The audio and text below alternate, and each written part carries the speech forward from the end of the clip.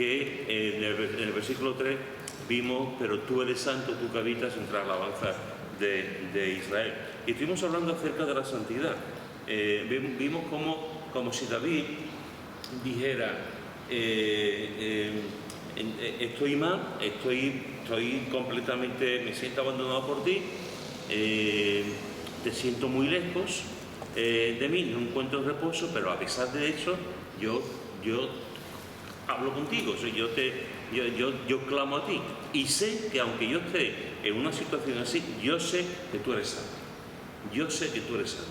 Y estuvimos viendo también, aplicándolo a Jesús, cómo Jesús se siente abandonado en la cruz precisamente porque Dios es santo y Dios no tiene ninguna comunión con el pecado, ni tiene ninguna relación con el pecado. O sea, el texto se ve claramente también que tiene que ver con ese clamor que Jesús hace en la cruz: ¿por qué, Dios mío, por qué abandonado? ¿Por qué? Porque soy santo, porque soy santo. Y durante un tiempo, durante un momento, durante unos minutos, durante el tiempo que está ahí, te tengo que abandonar para no tener ningún tipo de relación, y todo el pecado va a ir sobre ti. ¿Por qué? Porque yo soy santo. Y estuvimos hablando de la santidad, y estuvimos viendo que tenemos que cantar y celebrar la santidad de Dios. Por eso los creyentes cantamos, por eso venimos a la iglesia, entre otras cosas. Y por eso la santidad de Dios debe ser un motivo constante en nuestra alabanza, y las letras deben también de exaltar la santidad de Dios.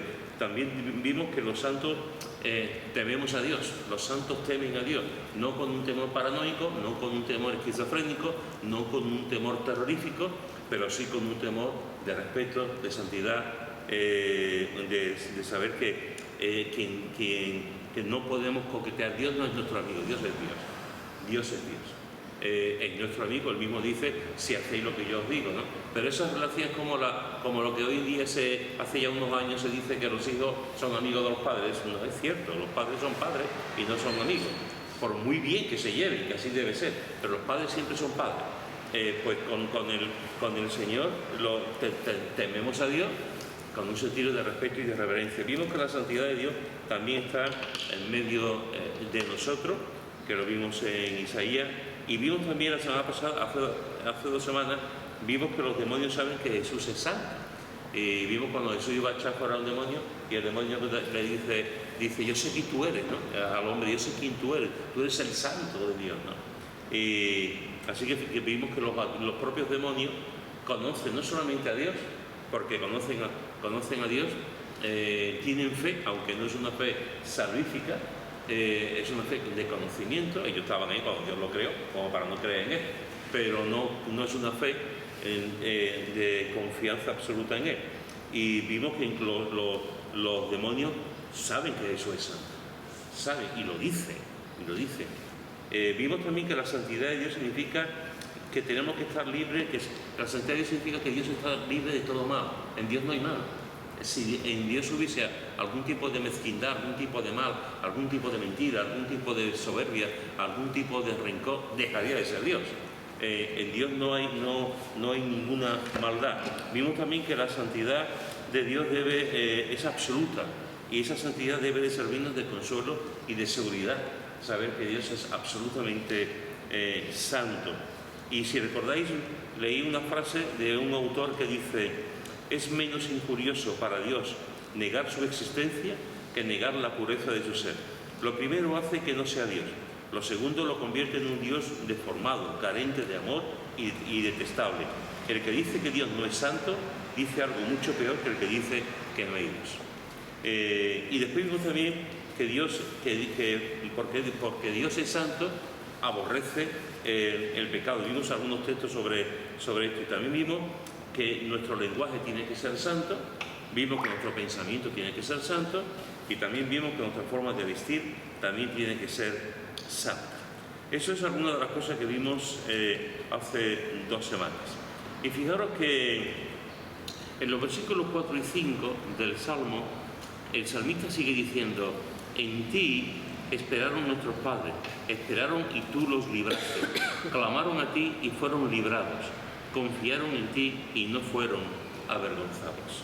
Fijaros que aquí el salmista David, pues está, como he dicho antes, está hablando, contando su situación personal, después está hablando de la santidad de Dios, y ahora se vuelve al pasado. Ahora se vuelve a la historia de Israel, ahora se vuelve a sus antepasados. En medio de esa situación ahora mira hacia atrás y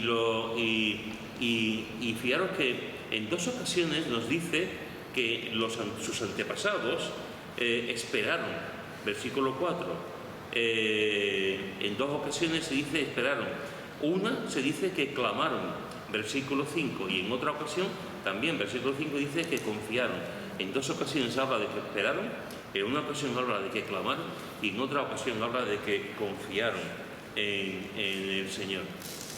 Fijaros que en estos momentos David de alguna forma está usando la memoria, está haciendo un ejercicio memorístico, está haciendo un ejercicio acerca de la memoria. Es como si él dijese: estoy pasando un tiempo complicado, estoy pasando un tiempo de abandono, en medio de esta situación yo sé que tú eres santo, pero también sé que tú has actuado, también sé que tú te has movido, también sé que tú en el pasado has hecho cosas. Y Israel, mi pueblo, puede contar, puede dar testimonio de todo lo que tú has hecho. En ti esperaron nuestros padres, esperaron y como consecuencia tú los libraste, clamaron a ti y fueron librados, y confiaron en ti y no fueron avergonzados. Es decir, él mira hacia atrás, como he dicho antes, en un ejercicio de memoria, para ver lo que Dios ha hecho en el pasado. Y esto es importante porque la Escritura nos dice, en muchas ocasiones, nos dice que es importante que recordemos y que es importante que tengamos una memoria, de los hechos de Dios. De hecho, hay salmos enteros que nos hablan, que nos llevan al pasado. Hay salmos enteros que nos hablan de la historia de Israel. Hay predicaciones en el libro de los Hechos, por ejemplo, Esteban, o el propio Pablo también, que nos hablan de los hechos del pasado. Son mensajes, predicaciones o escritos que nos hablan de los hechos de Dios. Nos hablan de la importancia de la memoria, la importancia de tener memoria de las cosas que Dios hace. Mirad lo que dice en un texto que nunca leemos, que nunca sabemos, que nadie lo sabe. Es un texto muy secreto, pero que aparece en la Escritura. Mirad lo que dice en 1 Corintios capítulo 11, que nadie sabe. 1 Corintios capítulo 11, versículo 23 al 26. Que verdad que este es un secreto, este texto es un texto de esto que nadie sabe. 1 Corintios capítulo 11, versículo 23 al 26. ¿Quién lo quiere leer, por favor? Este texto se lee una vez cada 5 o 6 años. Porque yo recibí del Señor lo que también os he enseñado, que el Señor Jesús, la noche que fue entregado, tomó pan, y habiendo dado gracias, lo partió y dijo: tomad, comed, este es mi cuerpo, que por vosotros es partido. Haced esto en memoria de mí. Asimismo tomó también la copa, después de haber cenado, diciendo: esta copa es el nuevo pacto en mi sangre. Haced esto todas las veces que la bebierais en memoria de mí. ¿Digo? Sí, ya terminamos con el 26. Así pues, todas las veces que comierais este pan y bebierais esta copa, la muerte del Señor anunciáis hasta que Él venga. Muy bien, este texto, al igual que los textos que vemos en los evangelios que tienen que ver con la institución de la cena del Señor, este texto tiene muchísima enseñanza. Pero quiero que nos fijemos en una cosa. Fijaros que en 2 ocasiones dice, versículo 24 dice: tomad, comed, esto es mi cuerpo, que por vosotros es partido. Hacer esto en memoria de mí. Es decir, cuando tomamos el pan, estamos haciendo esto en memoria de él. Y después dice exactamente lo mismo cuando está hablando del vino. Esta copa es el nuevo pacto de mi sangre. Hacer esto todas las veces que la bebierais en memoria de mí. Bienvenida, Sari. Así que fijaros que una de las cosas que hacemos cuando nos juntamos como iglesia es recordar. Hacemos un ejercicio de memoria colectiva. Es decir, cuando nosotros, algunas iglesias lo hacen cada 2 domingos, otras iglesias lo hacen cada domingo, con esto del que hemos tenido la pandemia, por ejemplo, nosotros antes lo teníamos cada domingo, ahora lo tenemos un domingo al mes. Hay iglesias que lo tienen una vez cada 3 meses, otras iglesias lo tienen una vez, incluso una vez al año. Pero bueno, se hace con frecuencia, que es lo que la palabra de Dios nos enseña. ¿Por qué se hace con frecuencia? Porque los hombres y las mujeres somos olvidadizos. Se nos olvida. Y se nos olvida, si se nos olvida lo que hicimos ayer, no se nos va a olvidar lo que se hizo hace 2000 años.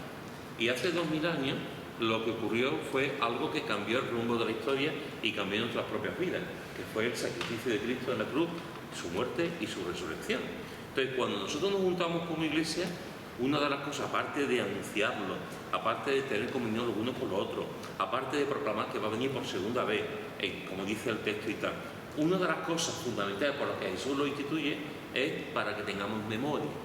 Es decir, cuando por eso es tan importante la Santa Cena, porque juntos, ese día del Señor, ese domingo que estamos juntos, no es que lo estemos recordando cada uno en su casa, o lo hablamos o lo comentamos individualmente o en grupo, es que lo estamos recordando colectivamente, lo estamos recordando como iglesia. Y eso es algo maravilloso, es algo maravilloso. Entonces, quiero que uno de los propósitos de la Santa Cena es tener memoria. Es como si Jesús, claro, no lo vamos a saber si no lo ha creado, Él sabe cómo funciona nuestra mente. Y Él sabe lo que hay, lo torpe que son en muchos sentidos cuando olvidamos las grandes cosas que Dios ha hecho. Entonces, cuando nos juntamos, estamos recordando la muerte de Cristo, estamos recordando su resurrección. En definitiva, estamos recordando su propósito cuando viene a este mundo. Este es un ejercicio. O sea, cuando David está mirando y está haciendo memoria de todas las cosas que ha ocurrido en el pasado, nosotros hacemos exactamente lo mismo cuando nos juntamos como iglesia y estamos recordando en la Santa Cena la muerte y la resurrección de Jesús. Hay otro texto que es muy interesante en el Salmo 77, versículo 10 al 14, que dice, ¿quién lo quiere leer? Salmo 77, versículo 10 al 14. ¿Quién lo lee? ¿10, 14? Sí, 10 al 14. Dije, enfermedad mía es esta. Traeré pues a la memoria los años de la diestra del Altísimo. Me acordaré de la obra de Jab, sí. Haré yo memoria de tus maravillas antiguas. Meditaré en todas tus obras y hablaré de tus hechos. Oh Dios, santo es tu camino. ¿Qué Dios es grande como nuestro Dios? Tú eres el Dios que hace maravillas. Hiciste notorio en los pueblos tu poder. Amén. ¿Qué aprendemos aquí de lo que estamos hablando? De distintas formas es todo pensar sobre lo mismo. Me acordaré, haré memoria, meditaré. Eso es. Fijaros que sabemos que este salmo fue escrito por Asaf. Es de los poquitos salmos de Asaf. Asaf tiene unos cuantos salmos. Pero no sabemos las circunstancias. No sabemos las circunstancias por las que escribe Asaf esto. No sabemos la situación personal. No sabemos nada exactamente de por qué escribió. Lo que sí sabemos es que lo estaba pasando mal. Estaba en una situación, digamos, de un conflicto y lo estaba pasando mal. Y recurre a la oración. Y fijaros que dice, en el versículo 3 dice, me acordaba de Dios y me conmovía. En el versículo 6 dice, me acordaba de mis cánticos de noche. Fijaros que antes del texto que ha leído Pepe, ya dice en 2 ocasiones, me acordaba de Dios, y al acordarse de Dios se conmovía. Es tremendo, es precioso, es muy tierno. Me acordaba de Dios. A veces nos acordamos de Dios y nos enfadamos. A veces nos acordamos de Dios y no entendemos. A veces nos acordamos de Dios y preguntamos. En el salmista aquí se está acordando de Dios y se conmueve. Es hermoso. Se conmueve al acordarse de Dios. Después dice en el versículo 6, me acordaba de mis cánticos de noche. Este es uno de los textos de los que a veces aparece en la Escritura de los cánticos de noche. Y me acordaba en esas noches largas, en las que meditaba en mi corazón y que mi espíritu inquiría, me acordaba de esas noches en las que yo te cantaba, mis cánticos de noche. Y ya en el texto que Pepe ha leído dice: enfermedad mía es esta. ¿Qué enfermedad? Ni idea. Enfermedad mía es esta. Traeré pues a la memoria, y fijaros que habla de la memoria. Después dice: me acordaré de las obras de Jehová, me acordaré, y después dice: sí, haré yo memoria de tus maravillas antiguas, y vuelvo a hablar de las memorias. Así que fijaros que en este salmo encontramos a un hombre, Asaf, que no sabemos las circunstancias por las que escribe esta situación. Es un momento difícil en su vida. En ese momento se acuerda de Dios y se conmueve. En ese momento se acuerda de Dios y de sus cánticos de noche, y encuentra en el recordatorio, en la memoria, encuentra motivos de alabanza y de adoración. Traeré pues a la memoria los años de la diestra del Altísimo, donde yo encontraba el poder de Dios, donde encontraba que la mano de Dios me cogía y me daba seguridad y me guiaba. Me acordaré de cómo Dios actuó, de las obras de Dios. Me acordaré de esas obras en su propia vida, en la vida de su pueblo. Sí, es una afirmación. Sí, yo haré memoria de tus maravillas antiguas, y eso producirá que yo meditaré en tus obras y hablaré de tus hechos. Así que fijaros que Asaf también hace un ejercicio de memoria, también está mirando al pasado. En este caso vemos, antes estábamos mirando, cuando la iglesia se junta para participar de la Santa Cena, es un ejercicio colectivo de la comunidad de la iglesia, donde ejercitamos la memoria de que Jesús resucitó y murió por nosotros. Aquí Asaf se acuerda de un momento difícil de su vida, de una circunstancia, se acuerda de Dios, y lo tiene en su memoria, y eso le ayuda a continuar, le ayuda a refugiarse y le ayuda a confiar en el Señor. Y el último texto que quiero que veamos, porque si no estaríamos mucho tiempo, mira lo que dice Isaías capítulo 63, Isaías capítulo 63, versículo 7. Isaías 63, versículo 7. ¿Quién lo tiene? De las misericordias del Señor haré memoria, de las alabanzas del Señor conforme a todo lo que el Señor nos ha dado, y de la grandeza de sus beneficios hacia la casa de Israel, que les ha hecho según su misericordia y según la abundancia de sus piedades. Muy bien. Fijaros que aquí Isaías está diciendo: de las misericordias de Jehová haré memoria. De las alabanzas de Dios conforme a todo lo que Jehová nos ha dado. Haré memoria de todo lo que Dios nos ha dado. Haré memoria de todos sus beneficios hacia nuestra casa, que ha hecho según su misericordia. Es decir, Isaías está diciendo: me voy a acordar de todo lo que Dios ha hecho. Me voy a acordar de toda la obra de Dios. Me voy a acordar de las misericordias de Dios.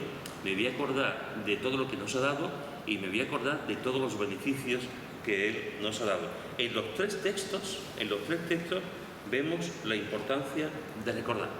Vemos en 1 Corintios 11 la importancia de recordar, en el texto que hemos leído, el Salmo 77, la importancia de recordar, y aquí vemos también Isaías, que nos habla también de la importancia de recordar, de la memoria, que es lo que David estaba ejerciendo en el Salmo 22. ¿Por qué es bueno tener memoria de Dios? ¿Por qué es bueno recordar el pasado? O no dice la palabra que mirar hacia el pasado tampoco, que no es sabio mirar hacia el pasado. Adiós, Pili. Podemos mirar al pasado, sin tener presente el futuro, sin estar, anclado en el presente. A veces miramos el pasado y nos quedamos ahí. El apóstol Pablo tiene que decir: olvidando lo que queda atrás, olvidando y prosiguiendo hacia la meta. A veces tenemos que olvidar las cosas y tenemos que seguir. Pero sin embargo aquí se nos dice, entonces, y muchos más, se nos dice que tenemos que mirar. ¿Es una contradicción? ¿Es una contradicción o no? Depende cómo lo mires. si lo miras para reconocimiento de la obra de Dios en tu vida, de lo que ha hecho el Señor en tu vida, de recordar de lo que tú eras a lo que tú eres, para glorificar a Dios, es bueno, siempre es bueno. Ahora, si te vas al pasado, como le pasaba al pueblo de Israel, para recordar lo que tú eras y añorar lo que tú eras, eso ya es chungo. O sea, si te vas al pasado para decir, oye, hay que ver cómo yo hacía, yo decía, yo esto, lo otro, entonces, bueno. ¿Alguien más? En grafología se ve, hay tres maneras de ver el pasado. Uno, que es lo que ha dicho ella, yo me quedo estancado en el pasado, no quiero avanzar, sino me regodeo y me quedo anclado. Otro, verlo de forma inquisitiva, pero pierdo contacto con el pasado. Miro mi fallo, pero sigo hacia adelante. Y hay otro que es verlo con cariño, pero uno es de forma inquisitiva y el otro con cariño, pero para coger lo bueno y salir hacia adelante. Y el otro es aprender de los errores. Muy bien. Una de las cosas que puede ocurrir también con nosotros, yo recuerdo una vez, hace años, que una iglesia de Málaga me invitó a predicar en un retiro que tenía la iglesia. El retiro, por cierto, fue en Santa Rosa, que ha habido varias reuniones de las mujeres de aquella época, allí en Torrox. Y nosotros fuimos un par de veces con la familia allí. Y es una iglesia en Málaga, me invitó al fin de semana y estaba predicando sobre Daniel. Y hubo un momento en la predicación, no sé, prediqué 3 o 4 veces, hubo un momento en que comenté que no podemos vivir de nuestro pasado, que a veces andamos en el Señor, hemos sido diáconos, pastores o misioneros, o hemos escrito, o hemos cantado, o hemos estado en la alabanza, hemos estado en la obra social, hemos hecho muchas cosas, pero llega un momento en que nos paramos. Llega un momento en que nos paramos y no continuamos. Y al no continuar, lo que ocurre es que empezamos a idealizar de alguna forma lo que hemos vivido en el pasado. Y nos quedamos ahí, y damos muchas gracias al Señor por lo que hemos vivido, pero no hacemos nada ahora. O sea, hemos dado fruto, hemos trabajado, pero no hacemos nada ahora, ¿no? Y yo prediqué algo así, no me acuerdo muy bien, pero prediqué algo así. Y resulta que estaba predicando y había una hermana de la iglesia que tenía por aquí un par de lagrimones, y una hermana que tendría 60 y algo de años, un par de lagrimones, y cuando terminó el culto, la reunión, recuerdo que se me acercó, me dio un abrazo a la mujer y me dijo, me has retratado,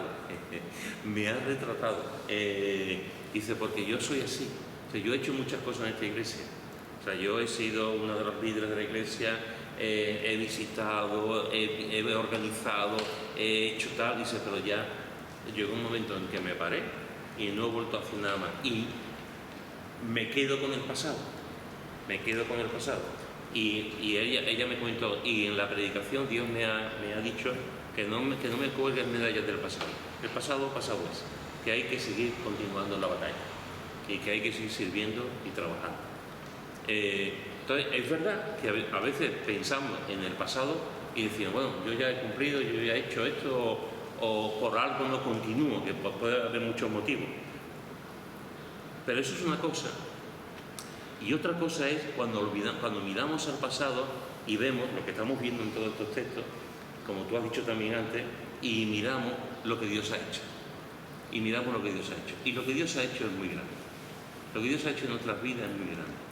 Por eso es importante, cuando nos juntamos los domingos en la Santa Cena, recordarlo. Por eso es importante recordar el día en que nos convertimos o la época en que nos convertimos. Por eso es importante recordar de dónde me ha sacado Dios. Por eso es importante recordar cómo Dios me ha usado en tal cosa o en tal sitio para ver su soberanía y cómo ha confiado en una persona que no vale nada. Es importante ver los milagros de Dios, es importante ver cómo Dios ha actuado en los corazones. Es importante porque eso nos ayuda en nuestra fe. nos ayuda a nuestra vida y nos ayuda a crecer y a continuar. El Dios del pasado es el Dios del presente y el Dios del presente es el Dios del futuro. No ha cambiado nada. Estamos cambiando nosotros. Pero si tú miras atrás y tú dices, oye, que Dios sacó a la gente de Egipto. Oye, que Dios abrió el Mar Rojo. Oye, que Dios mandó el maná. Oye, que Dios, empezamos, y en ese continuar estamos nosotros. Dios, depresiones, enfermedades, sufrimiento, mil cosas que han podido pasar, pero cuando miramos y decimos, pero de todas me libró el Señor, y vemos la grandeza y el poder de Dios. Por eso es bueno tener memoria de lo que Dios hace en nuestras vidas. Y ¿iba a decir algo? Que yo pienso que recordar la Escritura, recordar la obra de Dios desde el principio. Saber la obra que Dios empezó desde el principio y esa obra ha hecho en nosotros desde el principio y como Dios va obrando en nuestras vidas hasta que termine su obra en nuestras vidas. Entonces recordar, hay veces dice uno, y esto no va a poder ser, pero recordando la Escritura vemos que para Dios nada es imposible, que Dios lo puede hacer todo, que puede arreglar cosas que uno cree que no se pueden arreglar, que puede arreglar mismas enfermedades, que circunstancias, que cosas que pasan, que a veces dice uno esto, pero Dios todo lo saca a la luz, porque vemos la historia de muchos hombres de Dios, con un corazón de Dios, pero vemos sus errores, sus pecados, y salen a la luz. Y en nuestra vida ahora pasa igual. Dios obra y Dios hace las cosas. Entonces, esto nos enseña a confiar en que si Dios lo hizo antes, también lo va a hacer ahora. En nuestras vidas y en la vida de los demás. Es interesante porque fijaros que... Sí, que te voy a contar a ti. Fijaros que hay una enfermedad que es una enfermedad atroz, de las muchas enfermedades que hay. Pero eso es una enfermedad como es el Alzheimer que le quita a la persona su alma, porque la memoria tiene que ver con el alma. Cuando se nos quita la memoria, se nos quita nuestro ser, qué hemos sido, qué hemos hecho, a quién amamos, qué hemos conseguido, qué es lo que no hemos conseguido. Cuando se nos olvidan las cosas, se nos olvida lo que hemos vivido y eso nos convierte dejamos de ser nosotros. Y eso pasa a nivel de enfermedad, cuando el cerebro se va desgastando y las neuronas van muriendo, ¿no? Pues lo mismo exactamente puede pasar espiritualmente. Cuando dejamos de tener en memoria, cuando dejamos de tener la memoria de lo que Dios ha hecho, nos vamos muriendo, va desapareciendo de alguna forma nuestra alma espiritual, porque dejamos de ver lo que Dios ha hecho, y lo que Dios sigue haciendo. Entonces, por eso es bueno tener memoria, recordar, y ya no solamente recordar, digamos, en la iglesia, en nuestra propia vida, ¿no? ¿De dónde me he sacado yo? De Dios, pues Dios me ha sacado de esto. Dios me sacó de la iglesia, de una religión. Dios me ha sacado de una situación en la que yo estaba a punto de desear, de querer la muerte, ¿no? Etcétera, etcétera. Eso es bueno y le damos la gloria a Dios y nos ayuda a situarnos y nos ayuda a seguir siendo humildes y a seguir confiando en Él. Pero no solamente a nivel personal o a nivel de la iglesia, es que también como familia es bueno. Miramos nuestra familia, nuestros cónyuges, nuestros hijos, nuestros padres, miramos nuestra familia y mirar hacia el pasado también es un ejercicio hermoso. También puede ser doloroso, evidentemente.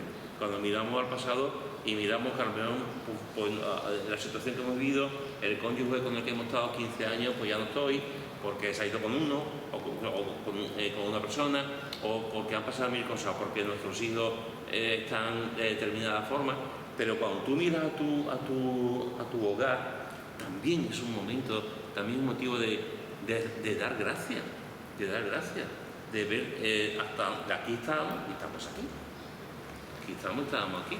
de ver también cómo el Señor nos recuerda también cómo Dios ha sido fiel con la familia, cómo Dios ha cuidado a la familia, etcétera, etcétera.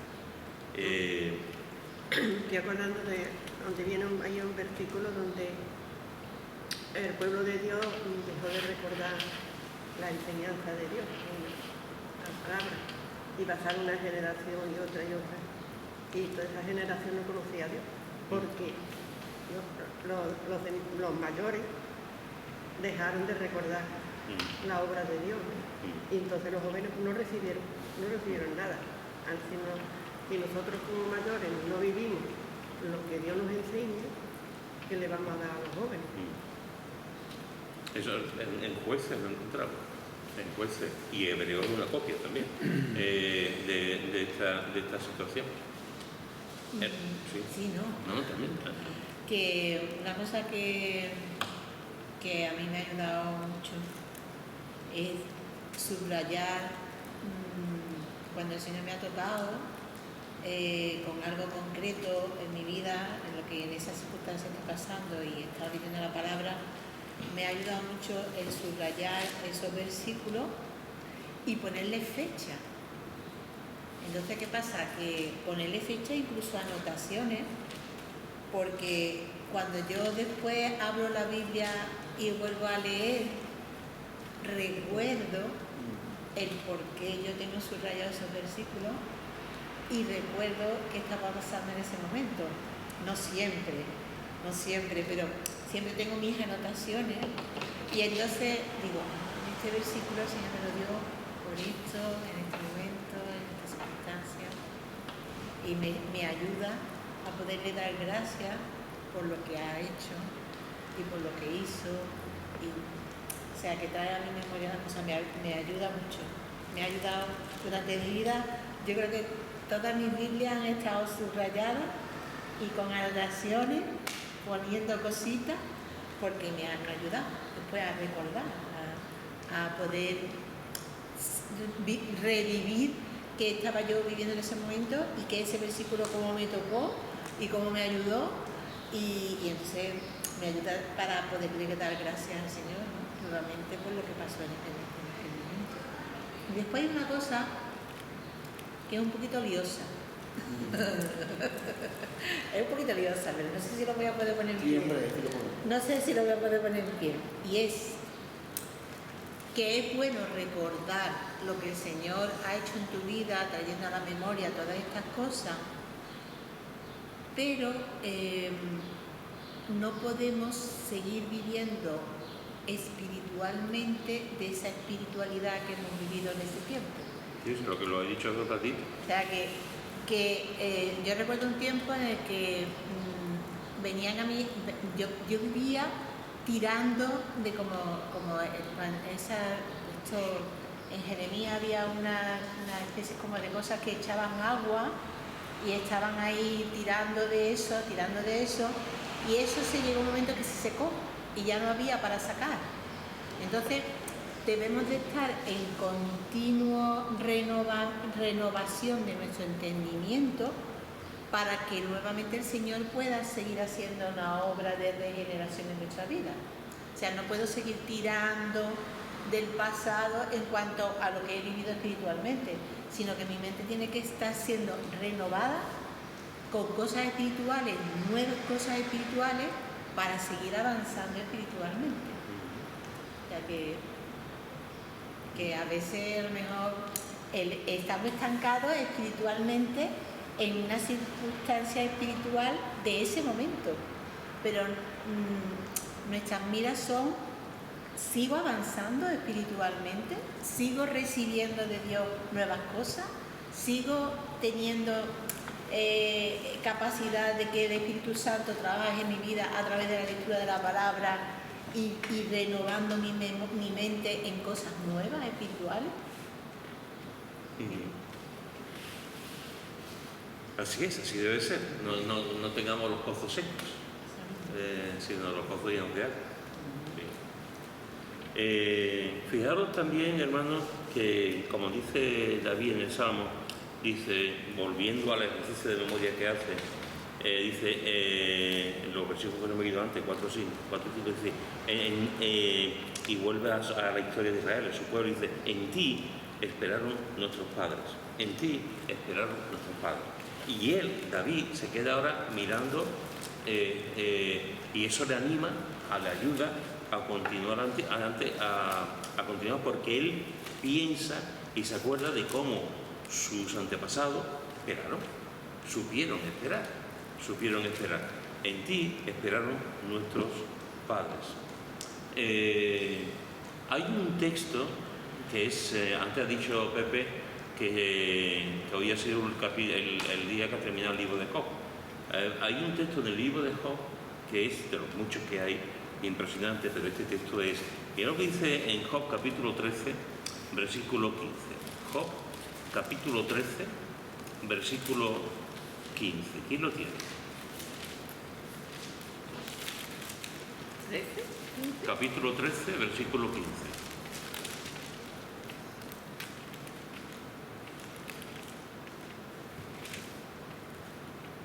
He aquí, aunque él me matare, en él esperaré. No obstante, defenderé delante de él mis caminos. Muy bien, ¿qué os parece este texto?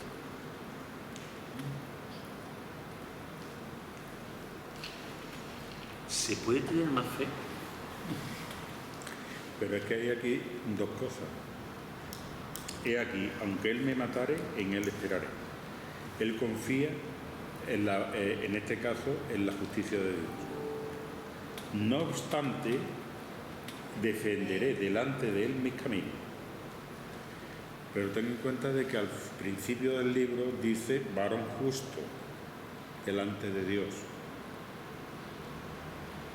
Luego los caminos de Job delante de Dios eran justos. ¿Podemos nosotros decir defenderé delante de él mis caminos? ¿Somos varón perfecto?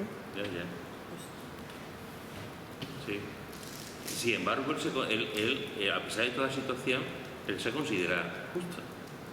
Porque él sabe de que no es por su pecado lo que está recibiendo. Efectivamente. Aunque no sabe, es una de las cosas que en toda la Biblia, o sea, en todo el libro de Job, él nos dice el motivo. Yo estoy recibiendo esto y es por voluntad de Dios, pero ¿por qué? ¿Por qué? Sí. No le da la respuesta. Sí. No la tiene.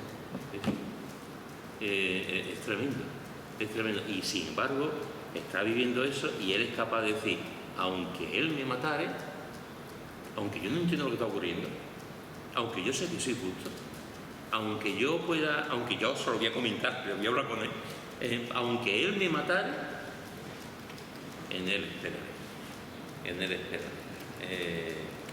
Es tremendo. O sea, esperar en Dios. ¿Recordáis lo que estaba esperando Simeón? ¿Recordáis lo que estaba esperando Simeón en el capítulo 2 de Lucas? Mesías. Al Mesías. Y lo estaba esperando, y lo tuvo en sus brazos, y ya decidió tu siervo en paz. Había visto al Mesías, había visto al bebé, había visto a Jesús. Se llevó toda su vida esperando la consolación de Israel. Esperó y en su momento lo tuvo. Cuando tendría 25 o 30 años, pues seguramente estaba esperando. Cuando tenía 40 años, no sabemos la edad que tenía, pero se ve que era una persona ya mayor. Y estuvo esperando y al final vio a Jesús. Hebreos 11:1 dice, la fe es la certeza de lo que se espera. La fe es la certeza de qué? De lo que se espera. La certeza de lo que se espera. Y la convicción de lo que no se ve. Pero fijaros que en esa primera parte dice, la fe espera la respuesta de Dios. Hermanos, la fe espera la respuesta de Dios. Siempre. La fe espera la respuesta de Dios. Y después también encontramos en la Escritura, ¿qué está esperando hoy en día la Iglesia?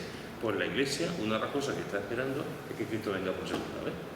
Y la Iglesia está, desde que Jesús ascendió, la Iglesia está esperando que Jesús venga por segunda vez.